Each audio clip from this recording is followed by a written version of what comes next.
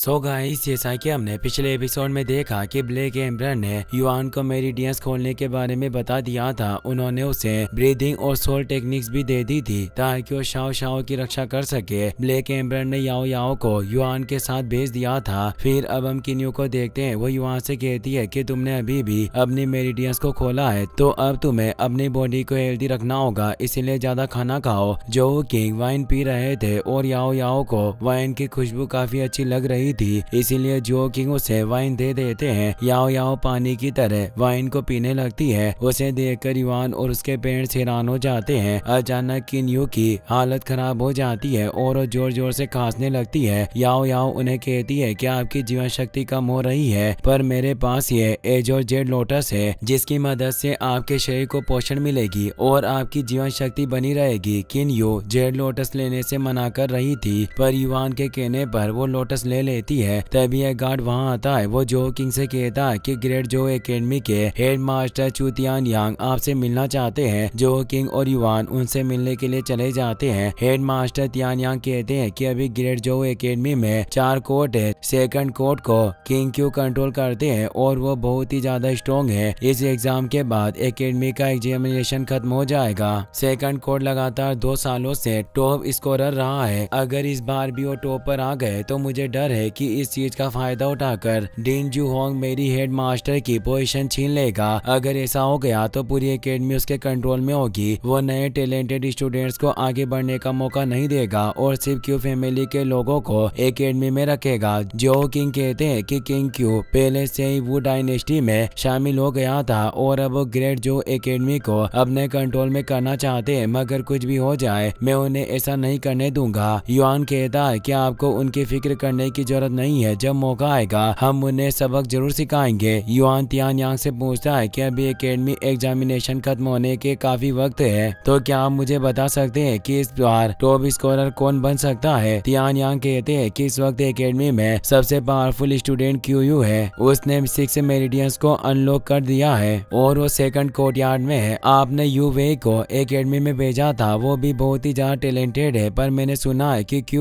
You वे को second court join करवाने की कोशिश कर रहा है। युआन कहता है कि आपको फिक्र करने की जरूरत नहीं है। एग्जामिनेशन खत्म होने के बाद मैं यू वे को फर्स्ट कोर्ट ज्वाइन करने के लिए कह दूंगा और वो मेरी बात जरूर मानेगी। तियान यांग कहते हैं कि फर्स्ट कोर्ट ग्रेट जो एकेडमी का लीडर है और सिर्फ टॉप 10 स्टूडेंट्स ही फर्स्ट कोर्ट को ज्वाइन कर सकते हैं। उनके अलावा बाकी स्टूडेंट्स को 3 कोर्ट ज्वाइन करने पड़ते हैं। युआन कहता है कि आप फिक्र मत कीजिए, मैं टॉप 10 स्टूडेंट्स में आकर रहूंगा, इसके लिए आपको कुछ करने की जरूरत नहीं है। मैं अपने दम पर फर्स्ट कोर्ट को ज्वाइन करूंगा। उसके बाद युआन यू वे के साथ सिटी में घूमने के लिए चला जाता है। यू वे युआन से एग्जामिनेशन की तैयारी के बारे में पूछती है। युआन कहता है कि मेरी तैयारी एकदम अच्छी चल रही है। इसके अलावा हेड मास्टर जो चाहते हैं कि तुम फर्स्ट कोर्ट को ज्वाइन करो। यू वे कहती है कि अगर तुम फर्स्ट कोर्ट ज्वाइन कर लोगे तो मैं भी तुम्हारे साथ फर्स्ट कोर्ट में आ जाऊंगी। युआन कहता है कि उसके लिए हम दोनों को अपने कल्टिवेशन पर ध्यान देना होगा ताकि हम एग्जामिनेशन में टॉप 10 स्टूडेंट में आ सके।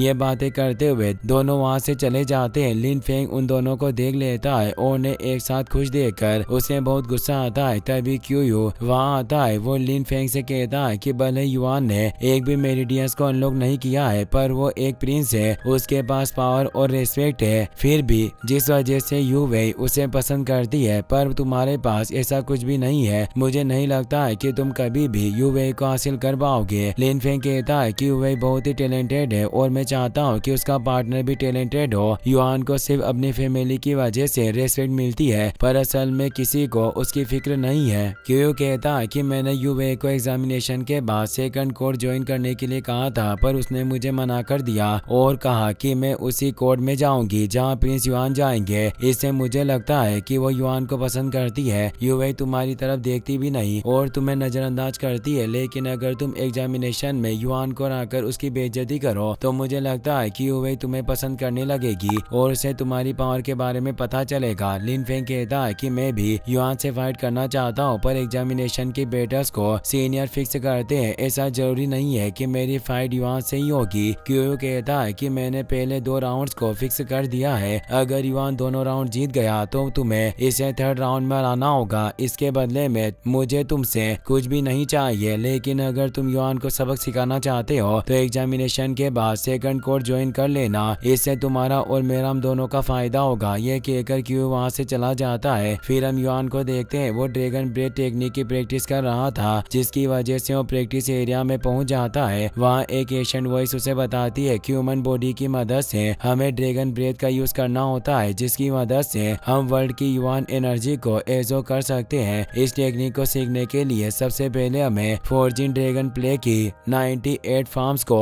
सीखना होगा। ये सब चीजें सुनकर युआन खुश हो जाता है। याओ याओ से कहती है कि तुम अभी तक ड्रैगन ब्रेथ टेक्निक को समझ नहीं पाए हो, अब टुनटुन तुम्हें टेक्निक बताएगा। टुनटुन 2 पैरों पर खड़ा हो जाता है और ड्रैगन ब्रेथ टेक्निक की मदद से युआन एनर्जी को एजो करने लगता है। उसे देखकर युआन हैरान हो जाता है और टुनटुन के लिए मीट लेकर आता है। युआन अपनी ब्रेथ पर कंट्रोल करते हुए प्रैक्टिस करने लगता है। याओ याओ कहती है कि तुम्हें अपनी ब्रेथ को कंट्रोल करके युआन एनर्जी को एजो करना है, इससे तुम्हारी मेरिडियंस को अनलॉक होने में काफी मदद मिलेगी। युआन अपनी ब्रेथ की मदद से एनर्जी को एजो करता है और वो एनर्जी उसकी मेरिडियंस में चली जाती है। अचानक युआन की चेस्ट में दर्द होने लगता है और उसकी हालत खराब हो जाती है। याओ याओ कहती है कि ड्रैगन ब्रेथ की मदद से पहली बार एनर्जी को एजो करने से बहुत मुश्किल होती है और आगे बढ़ने में परेशानी होती है। तुम दिन में सिर्फ एक ही अपनी मेरिडियंस में एनर्जी को एजो कर सकते हो, अगर तुमने ऐसा नहीं किया तो तुम्हारी डेथ हो जाएगी। युआन कहता है कि पर मुझे कोई भी प्रॉब्लम नहीं हो रही है, मैं अभी भी ब्रेथ टेक्निक की प्रैक्टिस कर सकता हूँ। याओ याओ कहती है कि शायद जन्म से ही तुम्हारी मेरिडियंस अनलॉक थी, जिस वजह से तुम्हें कुछ नहीं हो रहा है, इसीलिए तुम दोबारा से प्रैक्टिस करो। युआन फिर से ड्रैगन ब्रेथ टेक्निक की मदद से युआन एनर्जी को अपनी मेरिडियंस में एजो करने लगता है, लेकिन 4 बार एनर्जी को एजो करने के बाद युआन बहुत ही ज्यादा थक जाता है। याओ याओ कहती है कि तुमने एक दिन में 4 बार मेरिडियंस में एनर्जी को एजो किया है, मुझे ऐसा लगता है कि ग्रैंडपा ही को भी तुम्हारी ट्रू पावर के बारे में पता चला होगा। युआन कहता है कि मास्टर ने बताया था कि आप एक बहुत ही अच्छी युआन गिल्फ मास्टर हो। अब जब मैं ड्रैगन ब्रेथ टेक्निक की प्रैक्टिस नहीं कर सकता हूँ तो आप मुझे युआन गिल्फ सिखा दीजिए। याओ याओ कहती है कि पढ़ाने और सिखाने का काम बहुत बेकार होता है, इसीलिए मैं तुम्हें कुछ नहीं बताऊंगी। युआन कहता है कि डैड ने जो वाइन आपको पिलाई थी वो काफी अच्छी थी, पर पैलेस में उसके अलावा भी बहुत सारी खास वाइन पड़ी है, अगर तुम मेरी मदद करोगी तो मैं तुम्हें वाइन पिलाऊंगा। ये बात सुनकर याओ याओ खुश हो जाती है और उसे बढ़ाने के लिए मान जाती है। वो कहती है कि युआन गिल्फ बनाने के लिए डिवाइन सोल बहुत जरूरी होता है, पर अभी तक तुम्हारी सोल होलो रियल्म में भी नहीं गई है, इसीलिए तुम फर्स्ट क्लास के युआन गिल्फ को नहीं बना सकते। तुम्हें अपनी सोल के लेवल को बढ़ाने के लिए ग्रैंडपा की top tier soul forging technique chaos divine forge technique की प्रैक्टिस करनी चाहिए। इसकी मदद से तुम्हारी डिवाइन सोल एक अलौकिक रूप ले लेगी और जब तुम होलो रियल्म में पहुंच जाओगे मैं तुम्हें फर्स्ट क्लास युआन गिल्फ सिखाऊंगी। ये सब बातें सुनकर yuan chaos divine forge technique को कल्टिवेट करने लगता है, जिसकी वजह से वो टेक्निक के कल्टिवेशन स्पेस में पहुंच जाता है। वहाँ एक डिवाइन फोर्जिंग डायमेंशन था, जिसके पास जाते ही सारे पत्थर डिस्ट्रॉय हो रहे थे। उसे देखकर युआन कहता है कि सिस्टर याओ याओ ने कहा था कि केओस डिवाइन फोर्स टेक्निक बहुत ही ज्यादा खतरनाक है और इसे पार करने के लिए हमें अपना डर खत्म करना होगा। मुझे जल्दी से पावरफुल बनना है, इसीलिए अब मैं भी किसी चीज से नहीं डरूंगा।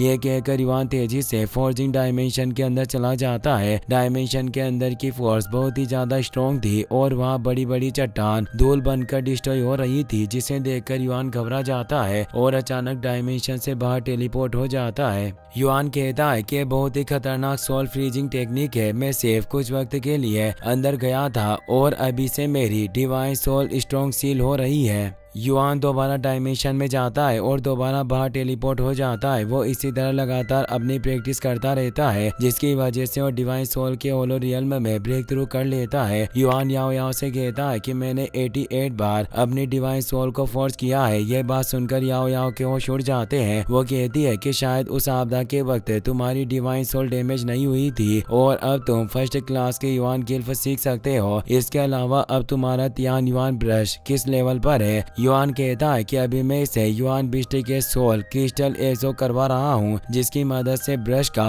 फर्स्ट युआन गिल्फ ग्लो हो गया है। युआन ब्रश के गिल्फ को अपने ब्रेन में एजो कर लेता है और कहता है कि मास्टर ने सही कहा था, तियान युआन ब्रश सिर्फ युआन आर्मामेंट नहीं है बल्कि ये युआन गिल्फ ब्रश भी है। पहले गिल्फ को वेनवू कहा जाता था जिसकी मदद से ब्रश को दो फॉर्म मिलती है। वो फॉर्म में ब्रश सेक्रेड युआन आर्मामेंट बन जाता है और वेन फॉर्म में एक युआन गिल्फ ब्रश बन जाता है। याओ याओ युआन को टाइगर रोअरिंग गिल्फ बनाना सिखाती है। इसी तरह युआन अपनी सारी टेक्निक्स की प्रैक्टिस करता है। कुछ दिनों बाद ग्रेट जो एकेडमी की एग्जामिनेशन बैटल शुरू हो जाती है, इसीलिए सारे स्टूडेंट्स अरीना में आ जाते हैं। यू फेई ने 4 मेरिडियंस को अनलॉक कर लिया था जिससे युआन खुश होता है। युआन को देखकर क्यूयू कहता है कि शायद प्रिंस को एग्जामिनेशन बैटल से डर नहीं लगता है, इसीलिए वो यहाँ आ गया। क्यूयू की साथी लियो जी कहती है कि युआन सिर्फ एक बेवकूफ है जो युआन गिल्फ का यूज करके घमंडी बनता है। अभी उसे अपनी औकात नहीं पता है। सेकंड कोर्ट का दिन जू होंग तियान यांग से कहता है कि इस बार के एग्जामिनेशन में भी फर्स्ट कोर्ट कुछ नहीं कर पाएगा। तियान यांग कहते हैं कि तुम बहुत ही ज्यादा खुश लग रहे हो। मैं उम्मीद करता हूँ कि तुम्हारी ये खुशी दुख में ना बदल जाए। एग्जामिनेशन की पहली बैटल युआन और पे यून के बीच में होने वाली थी जिससे सब हैरान हो जाते हैं क्योंकि पे यून ने अपनी 3 मेरिडियंस को अनलॉक कर लिया था। युआन और पे यून अरीना में आ जाते हैं और उनकी फाइट शुरू हो जाती है। पे यून लगातार युआन पर अटैक करता है पर युआन उसके अटैक से बच जाता है। पे यून अपनी पावर एक्टिवेट करके उस पर अटैक करता है लेकिन युआन उसका हाथ पकड़ लेता है और किक मारकर उसे घुटनों पर बिठा देता है। इससे पे यून को बहुत ही ज्यादा गुस्सा आता है और वो अपने 3 मेरिडियंस को एक्टिवेट कर लेता है जिससे सब लोगों को लगता है कि अब युआन इस बैटल को हार जाएगा। पे यून तेजी से युआन पर अटैक करने के लिए जाता है लेकिन युआन एक किक मारकर उसे अरीना से बाहर गिरा देता है। यह देखकर सब लोगों के होश उड़ जाते हैं। युआन अपनी बैटल को जीत जाता है और सब लोग उसके लिए चीयर करते हैं। इसी के साथ ये एपिसोड यहीं पर खत्म हो जाता है। गाइस, अगर आपको वीडियो पसंद आया हो तो इस वीडियो को लाइक करने के साथ साथ चैनल को सब्सक्राइब जरूर कर लेना। मिलते हैं नेक्स्ट वीडियो में। Thanks for watching.